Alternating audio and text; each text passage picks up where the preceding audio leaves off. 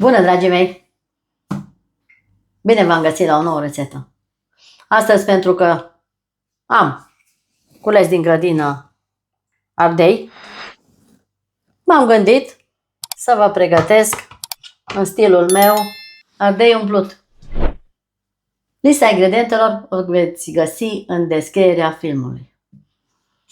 Și pentru început, într-o cratiță, vom pune ulei, cam 40-50 de mililitri de ulei.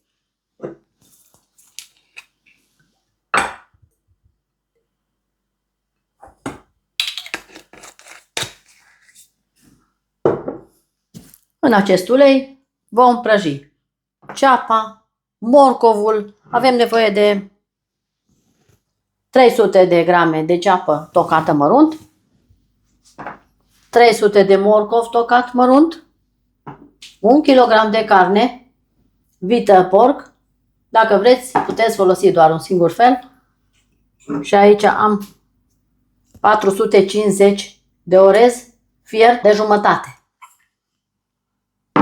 Avem nevoie vegeta, sare, un ou întreg, o linguriță de boia, puțin cimbru și făină pentru la sfârșit. Și aici avem cocoșarii, care vedem la sfârșit cât o să folosim. Și începem prin a prăji ceapa noastră. Uleiul trebuie să fie încins, după care adăugăm ceapa să se prăjească. Când se face aurie, punem morcovul.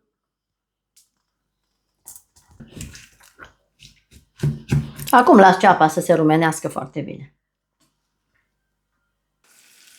Dragii mei, ceapa s-a prăjit foarte bine. Acum voi pune peste morcovul ras pe răzătoare mare.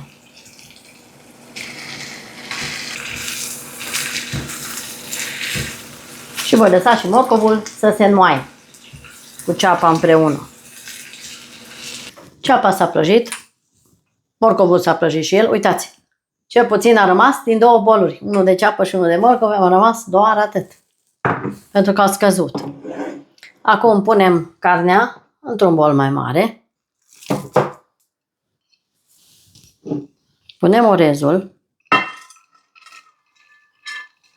care, după cum v-am spus, este de jumătate fiert. Că așa am vrut eu, așa trebuie. Pentru că ardeiul se fierbe repede, carnea la de asemenea, și am zis că să-l fac dinainte să-l fierb de jumătate. Amestec puțin orezul cu carnea. Mai avem nevoie și de suc de roșii la sfârșit. Adaug o lingură de pastă de tomate din asta groasă. Pun și sarea. Pun o linguriță de piper. Aici puneți după gust. Punem cimbrul. O linguriță, nu prea mult. O linguriță de boia de ardei afumată am eu. Din asta pun că îmi place. O linguriță de vegeta. Un ou întreg. Și acum voi amesteca foarte bine toate ingredientele. Am amestecat foarte bine aluatul, arată așa. Compoziția este gata. Și acum am și o oală aici unde o să fierb câteva. Și acum umplu ardeiul nostru. Umplem foarte bine. Așa trebuie să arate.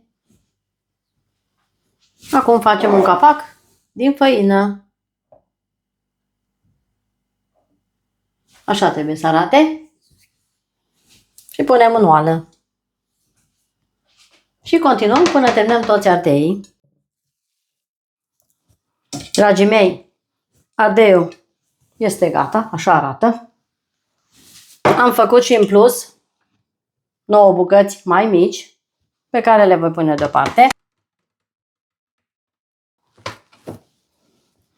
Iar pe aceștia voi pune suc de roșii făcut în casă. până va trece peste ardeiul nostru.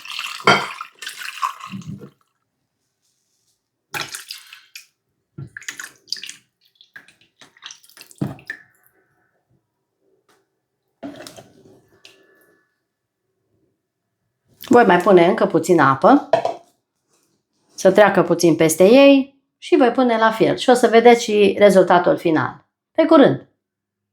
Dragii mei, gogoșarul la fiert, așa arată. Acum să scot să vă arăt și cum arată în farfurie.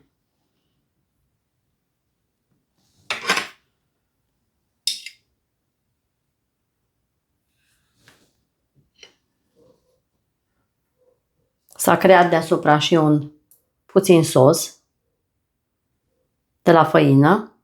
Punem puțin în farfurie. Și nici nu vă imaginați cât este de gustos. Acum tai în două.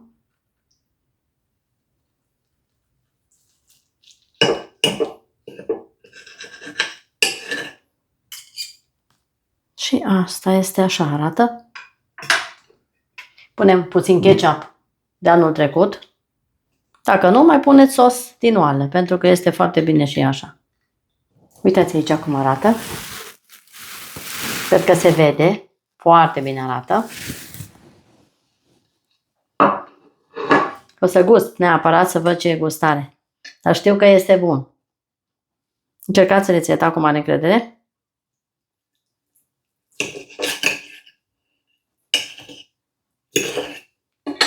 Ardeiul este foarte bine fiert. Toate sunt perfect făcute.